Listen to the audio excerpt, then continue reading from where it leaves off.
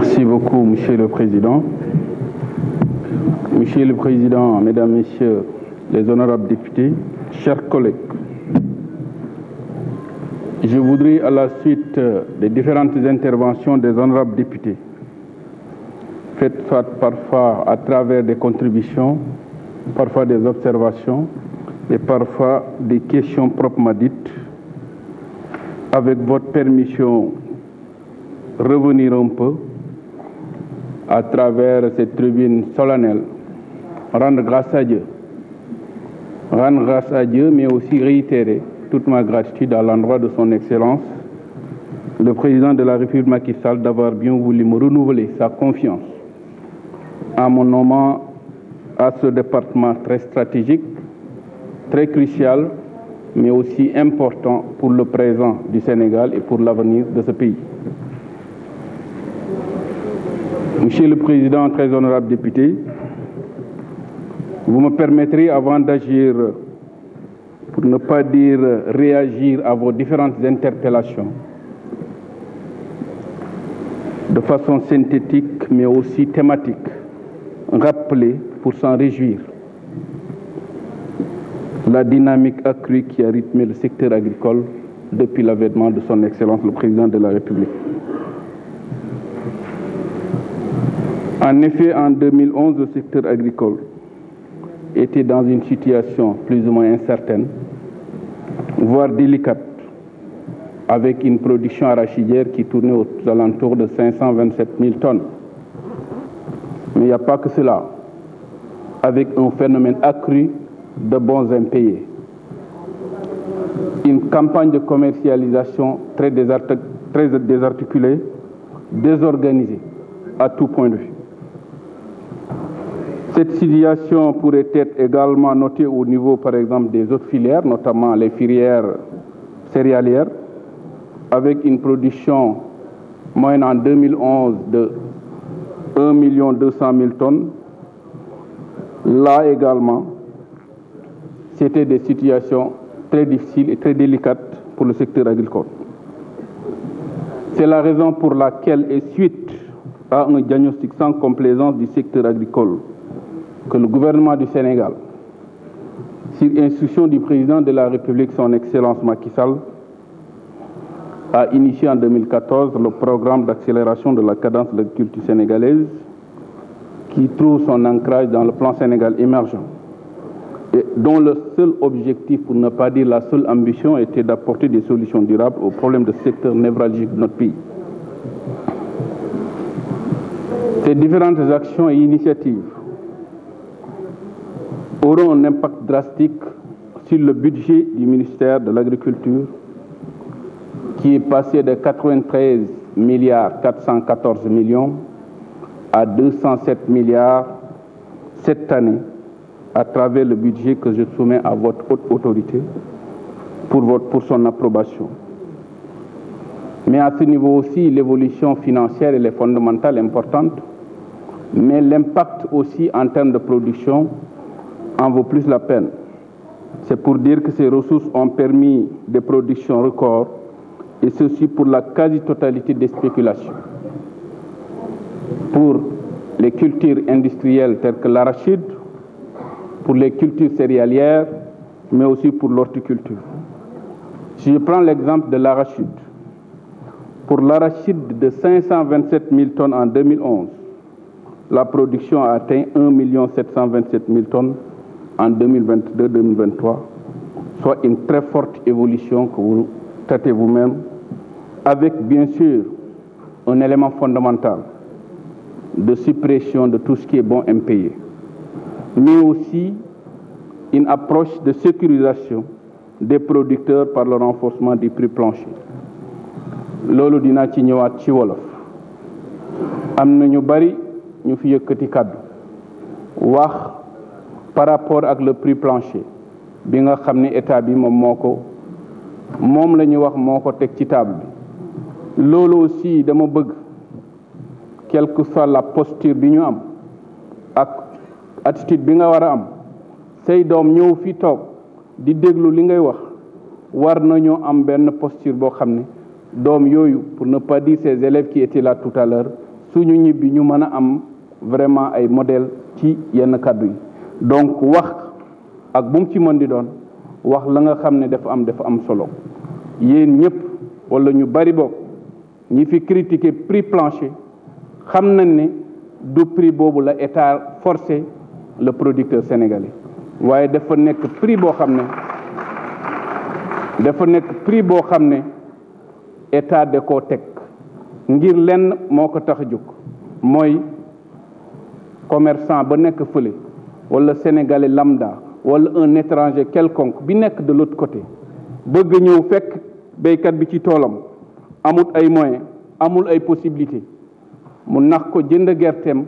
lu yées prix bi nga xam ne moo war a nekk prix bu am solo moo tax état ne bi ñu xoolee prix gerte ci àdduna bi xool li nga xam ne moom mooy coût de production gerte bi ci tool yi xool timit li nga xam ne moom la ñu am ci wàllu diw suñ ko nalee par l'entremise de l'ITA ci paramètres yooyu la ñu sukkandiku pour définir le prix plancher boobu nag suñ ko déggee mooy béykat bi nga xam ne yaa ngi nekk fële ca Saalum bu la kenn nax ba jaay loola sa gerte lu yées 280 francs mooy lan suñu la ne lu yées mooy am nga possibilité yow mi nga xam ne yaa moom sa gerte jaay ko 300 francs jaay ko 500 francs jaay ko 1000 francs pourquoi pas waaye am na nu ñuy def aussi ñu def yenn it que bëggoon a jënd du ñëw su kooku ñëwut béykat bi mooy sonn ak gerteem bañ am nu mu ko def la fay mujj mooy mbapat te loolu président de la république nee na tant que mu ngi ci réew mi wax dëgg fi yàlla bëgg ko fee dégg te boobu ba léegi aussi kenn dégg ko fi. Pour maintenant revenir aux céréales, je disais de 1 200 000 tonnes en 2011, la production céréalière a atteint 4 253 tonnes, toutes spéculations confondues. Le mil de 481 tonnes en 2011, nous sommes à 1 352 tonnes. Le riz de 452 000 tonnes en 2011, nous sommes à 1 519 000 tonnes en 2022-2023. Le maïs, la même chose, le sorgho, idem. Maintenant, pour les cultures horticoles, tout à l'heure, il y a quelqu'un qui nous a interpellé par rapport à cela, notamment les cultures horticoles au niveau de la zone des Niayes. Là, ce que je voulais dire déjà, c'est déjà les records qui ont été obtenus dans le cadre de la politique du chef de l'État sur le plan agricole. De 860 tonnes fruits et légumes compris en 2011, nous sommes aujourd'hui à 1 621 tonnes en 2021, soit le double en 12 ans d'existence. À ce niveau, en termes de production, je peux dire que seule la production du coton a régressé. De 20 000 tonnes en 2011, la production est passée à moins de 16 000 tonnes. À ce niveau aussi, il faudrait comprendre qu'il y a beaucoup de cotonculteurs qui ont préféré faire la reconversion du coton vers l'arachide parce que l'arachide est devenu une filière très rentable, une filière qui a quand même de l'avenir. Mais au-delà de ça aussi, quelques difficultés parasitaires que nous avons notées, surtout l'année dernière, et ça, le Sénégal ne faisait pas l'exception dans l'Afrique de l'Ouest. Maintenant, pour boucler la boucle, Monsieur le Président, honorable député, il est essentiel aussi de rappeler, pour s'en réjouir, la contribution importante du secteur agricole dans le PIB national, qui était de 7,08 en 2011 et qui est passé à 9,86 en 2022. Ça, c'est un élément important, c'est un marqueur fondamental qu'il faudrait avoir pour aller de l'avant et comprendre concrètement les véritables investissements qui ont été fournis. Monsieur le Président, honorable député, pour en revenir maintenant aux différentes préoccupations, me permettre de réagir à travers systématiques majeures, pour ne pas dire systématiques phares.